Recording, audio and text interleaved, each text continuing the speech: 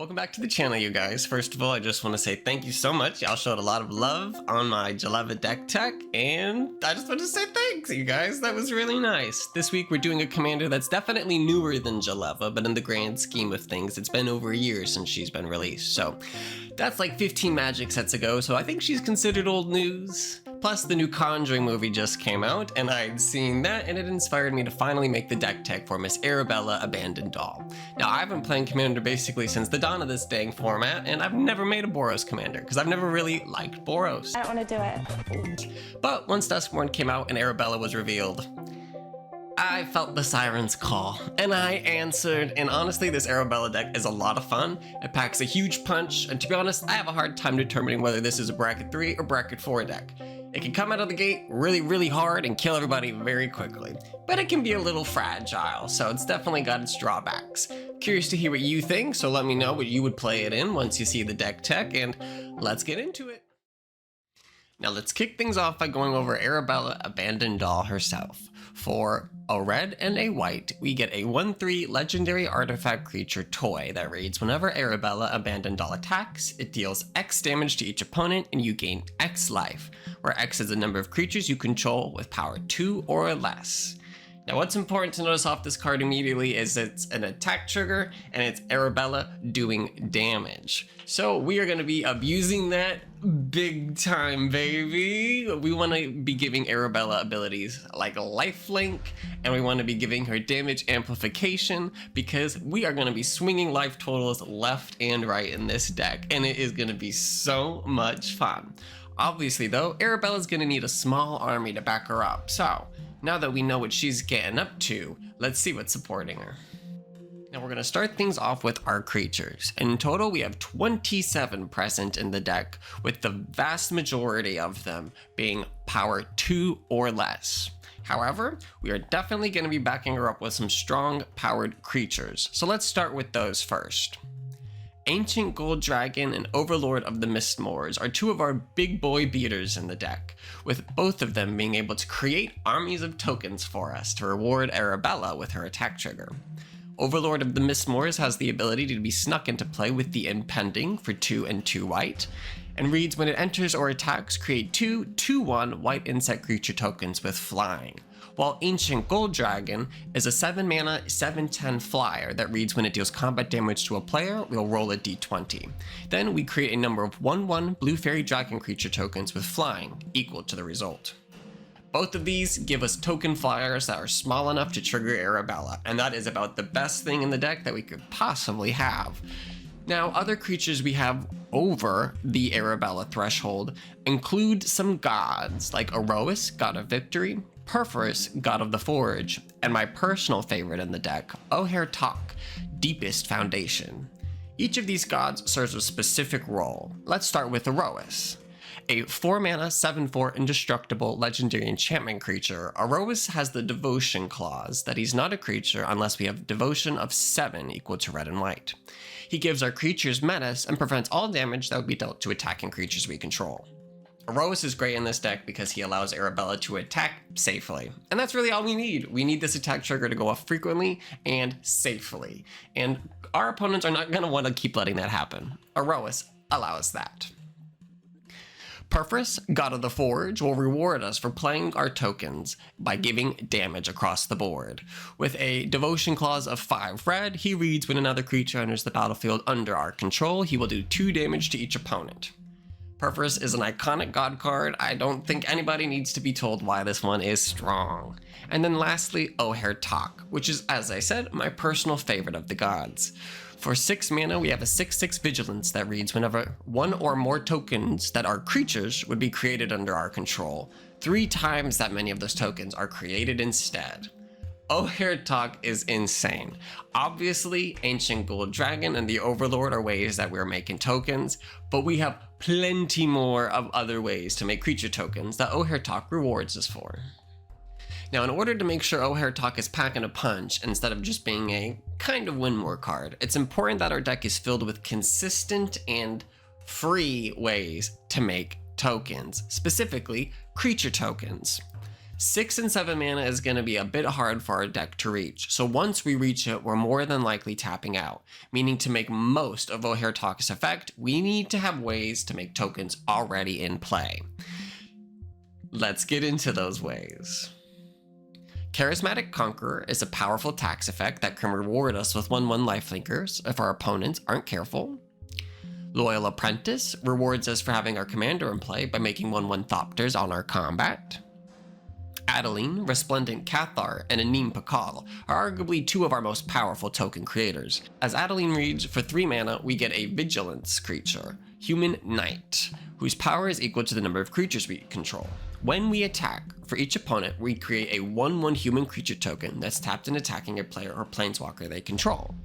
And Anim Pakal reads, whenever we attack with 1 or more non-gnome creatures, put a 1/1 counter on Anim Pakal, and then create X 1/1 colorless gnome artifact creature tokens that are tapped and attacking, where X is the number of counters on Anim Pakal.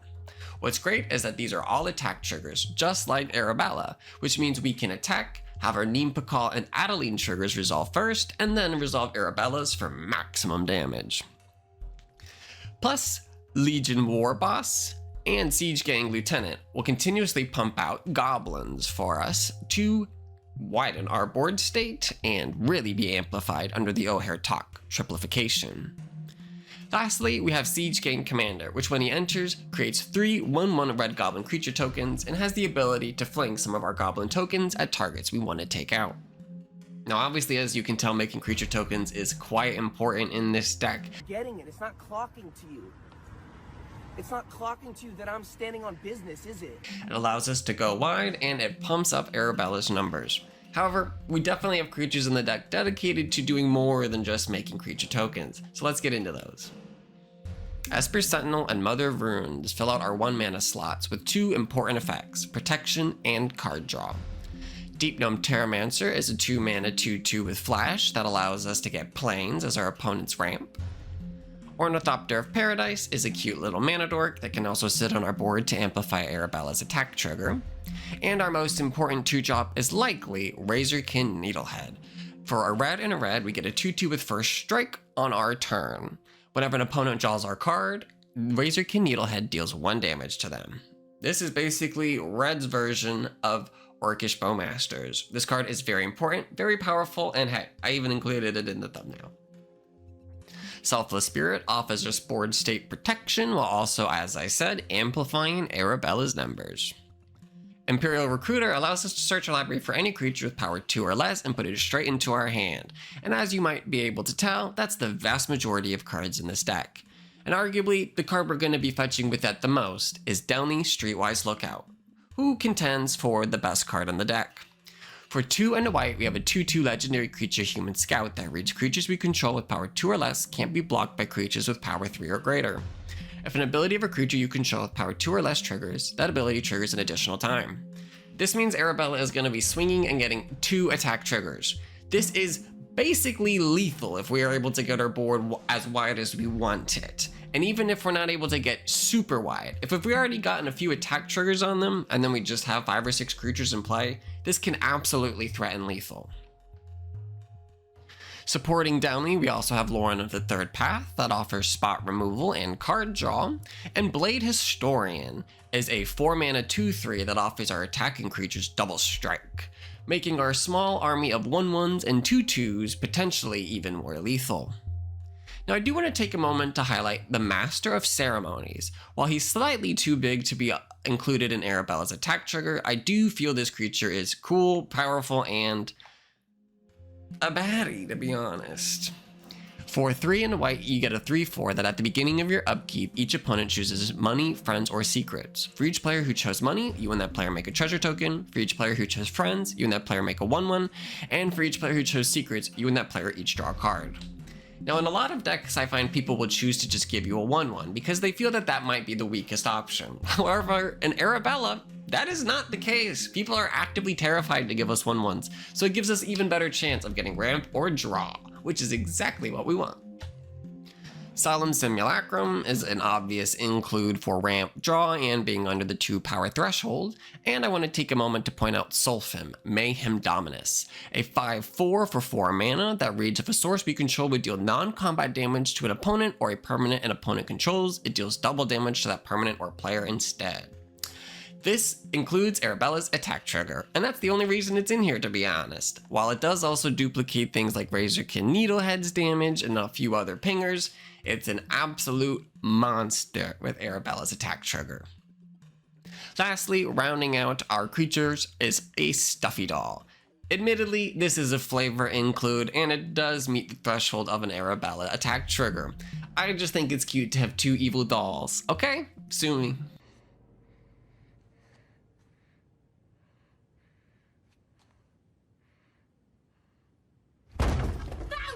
Now we have a powerful suite of creatures at our disposal here, so we want to make sure that we're backing them up with some sweet and powerful instants and sorceries.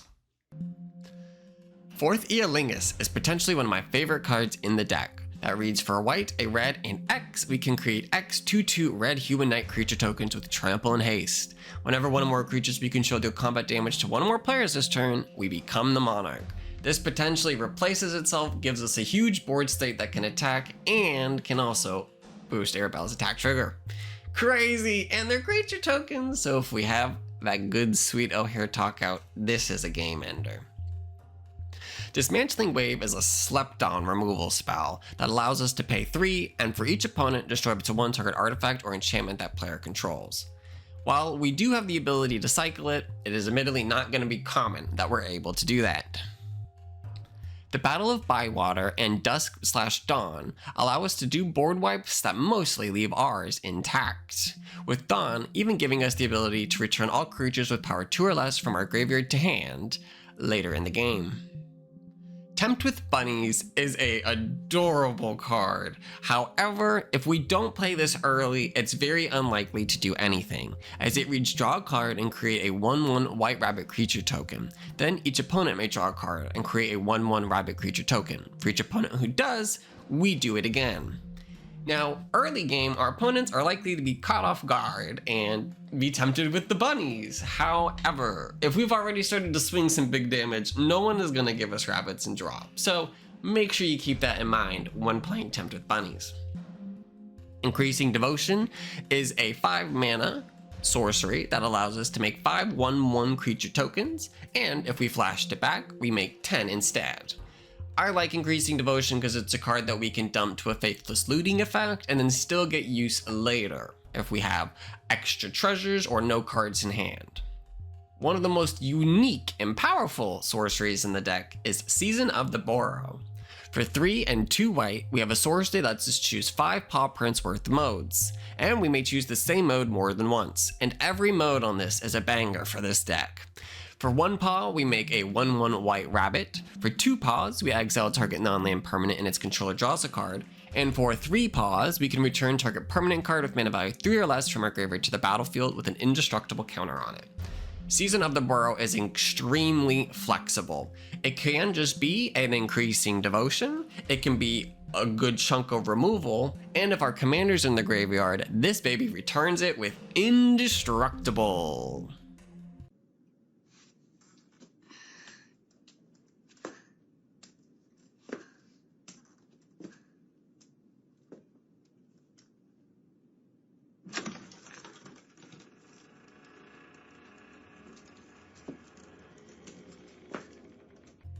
In regards to our sorceries, we're of course running the Path to Exile Swords to Plowshare combo.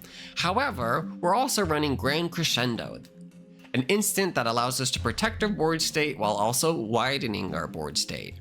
Chaos Warp is an effective way to deal with problematic enchantments or permanents we may not otherwise be able to touch. And Great Train Heist is a spree card that offers some great flexibility by giving us the ability to get extra combats, make treasure tokens, or buff our board state and give it first strike. However, our most clutch and my personal favorite instant, Chant for Glory. This instant reads for 1, a red and a white. Creatures we control gain indestructible, and we take an extra turn after this one. At the beginning of that turn's end step, you lose the game. This is a great and powerful effect that we can play on our turn to give our creatures indestructible, swing out, do a bunch of damage, get an extra turn, and finish the job. Plus, since this reads we lose the game at the end of that turn, I find a lot of people actually don't get too salty at this card. I'm either gonna end the game here or I'm just gonna die, and I think everybody wins in that scenario. In regards to our artifacts, Basilisk Collar is a powerful way to give Arabella Death Touch and Lifelink. While the Death Touch makes it annoying as hell to block her, the lifelink is the real factor here, allowing us to gain tons and tons of life when we do our attack trigger. Brotherhood Regalia and Mithril Coat are 2 important and powerful ways that we're going to keep our commander in play. Brotherhood Regalia allows us to pay 2 and equip to a legendary creature for 1 to give her Ward 2 and Unblockable, and Mithril Coat allows us to pay 3 at flash speed to bring in a indestructible equipment that gives equipped creature indestructible, and when it enters a battlefield, it can attach to target legendary creature we control. Idol of Oblivion and Key to the City are 2 ways that we're going to be drawing cards, with Idol of Oblivion allowing us to do so by just making tokens, and Key to the City allowing us to pay 2 when we untap it to draw a card. In the enchantment slot, our most important and powerful is Reconnaissance, a 1-mana enchantment that lets us pay 0 to remove target attacking creature we control from combat and untap it. All we're needing is Arabella's attack trigger most of the time in this deck, and Reconnaissance is a free way to consistently do that. Plus, if our creature's not getting blocked, we can always still just hit them anyways and then untap them thanks to those tricky stages of combat. Spirit Link works amazing, especially with Basilisk Collar, as Spirit Link does not actually give our creature lifelink. It just gives them a lifelink-esque ability, which stacks with lifelink. Which means when we attack with Arabella, we will be gaining so much life our opponents will probably just accept their fate. Skrelv's Hive, Veteran Soldier, Prosperous Partnership, Court of Grace, and Assembled a Legion all fulfill the role of creating creature tokens, while also giving us potential card draw with Court of Grace's Monarchy, or allowing us to turn our creatures into treasures with Prosperous Partnership. Now, I usually don't like talking about lands, but I gotta be honest, I feel it's really important to do so in this deck, so let's talk about some lands. Access Tunnel, War Room, and Witch's Clinic are the 3 lands in particular I want to discuss the most. Access Tunnel allows us to pay 3, tap it, target creature with power 3 or less can't be blocked this turn. A much stronger version of Rogue's Passage for this deck. War Room allows us card draw on a land, and if you can't tell already, lifelink is very important and powerful for Arabella, and Witch's Clinic allows us to pay 2, tap it to give target commander lifelink until end of turn. Lastly, Scavenger Grounds and Hanwell Battlements offer us some unique utility, with Scavenger Grounds dealing with problematic graveyards and Hanwell Battlements allowing us to give Arabella haste immediately, with 1 red and tapping it. Now I want to close things off with the Planeswalker. Now I only have 1 in this deck, and admittedly there's 2 Planeswalkers that could easily fit in this deck. I'm personally running Elspeth Sun's Champion, which allows us to +1 to create 3 1/1 white soldiers, -3 for a big board wipe effect of destroying all creatures with power 4 or greater, and an emblem that admittedly I don't really care about. Now, you could easily replace this, and probably should replace this, with the new Elspeth that doubles tokens. But I don't own that card, so I didn't put it in the deck list, okay? Sue me. Thank you guys for checking out the video. I hope you enjoyed my Arabella deck tech. What do you think? Bracket 3, should I put more game changers in it? Throw it in bracket 4. Definitely would like your thoughts. If you like the deck tech, you should like the video. And hey, if you like me or you like deck tech, you should hit the subscribe button because hey, it's a lot of support for a small YouTube channel. That being said, I've already been working on the deck tech for next week. We're gonna be sticking in the theme of spooky ladies. We're gonna go even more old school than, I think, Jaleva, and it's gonna be a 2-mana commander like Miss Arabella. So there's your hint. What could that possibly be? Who knows? Tune in next week to find out. Make sure to hit the subscribe button not to miss it, and that's it. Happy spooky season, y'all. Bye.